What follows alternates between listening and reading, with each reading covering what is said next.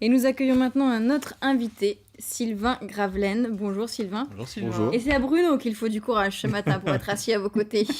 Parce que qu'est-ce que vous avez là sur le... Rassuré, d'avoir un dragon zombie à côté de cette moi. chose, Sylvain?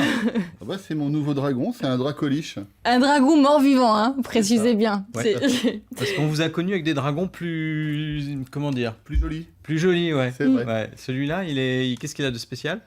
Ah bah celui-là, il est passé par les cornes de l'enfer. Non, mais... Ouais, il a été un peu... Il a pris Non, mais chaud. la Il a discussion, pris un coup de est chaud, je passé par crois. les cordes de l'or. Vous ouvrez ce soir à Mondeville, près de Caen, un espace de jeu dédié à la réalité virtuelle. C'est ça, tout à fait. Mais alors, on vous connaît un petit peu, Sylvain, parce qu'avant, vous étiez l'organisateur en chef du festival Cidre et Dragon. Oui. Où on croisait des gens qui sont un peu costumés comme vous et qui ont des animaux bizarres qui les accompagnent. Là, vous êtes toujours dans les univers oniriques et fantastiques, mais cette fois avec de la réalité virtuelle. Expliquez-nous ça. Voilà, bah c'est ça, on a voulu pousser un peu le concept. Le festival Cidre et Dragon, au démarrage de cette aventure, c'était d'amener, de démocratiser la littérature médiévale fantastique, le jeu de rôle, au plus grand nombre. Toujours dans cette même dynamique, on a voulu dynamiser un peu le projet, monter le concept en amenant la réalité virtuelle à tous ces projets-là. Donc on arrive dans une salle de réalité virtuelle à Mondeville 2, où des gens costumés vont accueillir des familles, costumés un peu comme moi, mais pas que. Ouais. On a fusionné plusieurs mondes, le monde de la science-fiction, le monde du médiéval fantastique. Et Du monde puis, des jeux, en fait. et puis le monde du jeu vidéo, tout à fait. L'idée, c'est de faire en sorte que ce soit des familles qui jouent, plutôt que des enfants ou des jeunes tout seuls dans leur canapé devant leur PlayStation. On leur propose de venir partager des aventures en famille ou entre amis autour de tout un tas de concepts et tout un Ouais, tas pour d'aventures. En fait, favoriser la sociabilité, si on peut dire ça comme ça. Parce que quand tu joues C'est ça. à des jeux de gamer, tu t'isoles, en fait. La Ouais, convivialité, complètement, ouais. c'est exactement ça, c'est ce qu'on cherche. Alors, comment ça marche concrètement pour ceux qui connaissent pas bien? On a un truc sur les yeux. Enfin, comment ça marche? Alors, on a un casque de réalité virtuelle qui vient effectivement projeter un monde virtuel en 3D. Donc, on est vraiment dans un monde, on est complètement immergé. C'est ça le but, c'est d'essayer de créer un monde immersif où on va partager un espace avec ses collègues. Et dans cet espace, on va avoir tout un tas d'aventures à jouer. Alors, on peut aussi faire des mouvements, parce qu'il y a des capteurs, c'est ça? Tous les Oui. mouvements qu'on fait en vrai, quand même, sont reproduits dans la réalité virtuelle. C'est ça, c'est-à-dire qu'en fait, on a un personnage qu'on incarne dans la réalité virtuelle qui va bouger en fonction des capteurs qu'on a aux pieds ou aux mains. Et ce sont ces capteurs qui vont faire bouger le personnage dans la réalité Il virtuelle. bouge votre dragon quand même. Ouais, il bouge. Moi, je pense Il qu'il m'écoute, est vraiment vivant. il aime bien le son de ma voix. Je t'en dis ça. Je pense que ses yeux Vous vont lui faites s'allumer, des bisous Manika. Quoi, non? Non, pas celui-là, il sent du bec. Ah ouais, d'accord. Je fais pas de Il bisous. sent la Le grand, fumée un il peu. me répond sérieusement. Bon. Donc on est toujours avec vous, Sylvain Gravelaine, pour parler de ce tout premier parc de jeux de réalité virtuelle qui va ouvrir à Mondeville. Est-ce qu'il faut connaître les jeux vidéo pour participer? On a dit que c'était destiné aux gamers, mais est-ce que ce n'est pas que pour les gamers?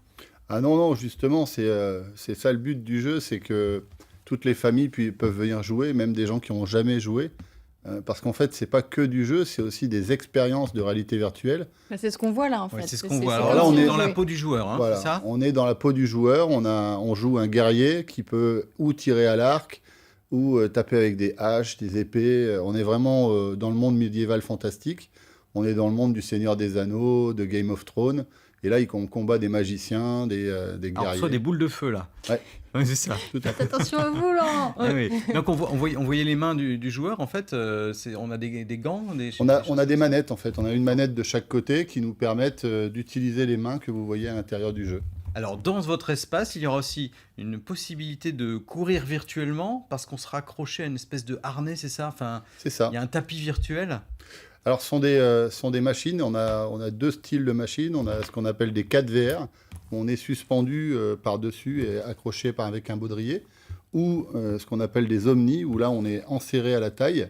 Alors, ce n'est pas tout à fait les mêmes destinations et les mêmes expériences, mais ça vous permet effectivement de vous déplacer sur place. C'est-à-dire que c'est quand même assez physique. On n'est pas vautré dans le canapé. Il faut vraiment avoir, au niveau cardio, ça monte haut. Et ça nous permet aussi de faire de l'activité physique, ce qui nous importe aussi, tout en s'amusant. Voilà, le joueur, on lui, voit que ça se il déplace, court dans le oui. vide, mais en fait, dans le jeu, il se déplace. C'est la ça. réalité virtuelle. Alors, vous le disiez, hein, il y aura un univers fantastique médiéval. Il y a aussi, ça c'est très à la mode, ça, le post-apocalypse. On est en Ouais. 2056, ça. ambiance Mad Max. Voilà, c'est ça, exactement ça. C'est après la destruction de notre monde actuel, on se retrouve effectivement dans des déserts, on se retrouve dans des mondes un peu détruits, et on va s'affronter à 5 contre 5. Ça, c'est dans la version 1, parce que l'intérêt aussi, c'est que 100% des jeux vidéo qu'on va projeter en réalité virtuelle dans la salle KM ont été fabriqués par les studios Aslak, qui sont des studios cannés, qui appartiennent au groupe, hein, bien évidemment. Et ces jeux vous permettent de fonctionner un peu comme une série. C'est-à-dire qu'on a l'épisode 1 qui va ouvrir le parc. Ah, On a déjà l'épisode 2 qui est écrit et on a 3, 4, 5 épisodes derrière qui vont suivre, ce qui va permettre de jouer un personnage et de le faire évoluer dans le temps, dans le jeu vidéo dans lequel on joue. donc un scénario original qu'on ne pourra pas jouer ailleurs. Ça sera Absolument. que chez vous. C'est ça. Il y a aussi un monde qui est lié un petit peu ambiance Jacques l'Éventreur, Agatha Christie. Ouais. C'est encore autre chose, ça. Alors ça, c'est Ah non, il y a des trucs c'est une enquête. C'est une enquête à la... Qu'est-ce qui se passe là-haut? Quand on lit beaucoup, on a plein d'idées. Et puis effectivement, plus on lit et plus on a d'imagination en fait. Alors là, on est dans l'environnement Lovecraft. Donc un espace dédié à Cthulhu qui était un jeu de rôle dans les années 80. C'est une enquête en fait, comme un peu dans le registre Escape Room, avec à ceci près que dans ce manoir, parce que c'est un Ouais, on Un est dans manoir un qui manoir, ça fait un petit peu peur. années 1900, ça fait un peu peur, on est un peu dans l'horreur effectivement, on est vraiment sur l'environnement Lovecraft.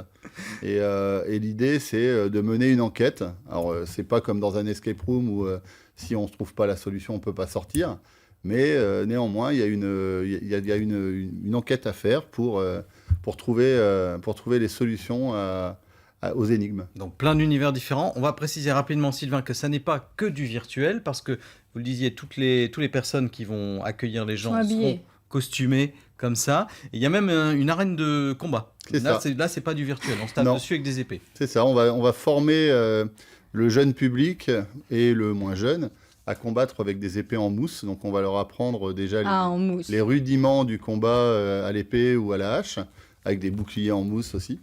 On a tout un tas de maîtres d'armes qui vont pouvoir accueillir le jeune public et le moins jeune à jouer comme quand on était gamin. Voilà, ça c'est pas virtuel, mais c'est convivial. On se C'est tape tout dessus à avec fait. une épée, c'est sympa. C'est ça. Ouais, en mousse. Oui, en Ça fait mousse, pas bah mal. oui. Puis on a une armure. Alors on Juste n'a pas encore vécu ça, mais c'est peut-être pour résoudre les conflits, les petits conflits Entre générations. ça va peut-être régler. le toute problème. dernière info, c'est combien pour jouer? Alors Ça va ce être sera combien aux alentours de 30 € D'accord. avec tout un tas d'artifices qui vous permettront de baisser le prix en fonction de si on a un pass famille ou si on vient à 10. On a des Il y a des tarifs. petites On magouilles. ira On a sur des le réductions. site KM. KM, ça veut dire camp en latin. CAHEM. Ah ouais. Et ça, t'as Mondeville, et ça ouvre aujourd'hui, ce soir.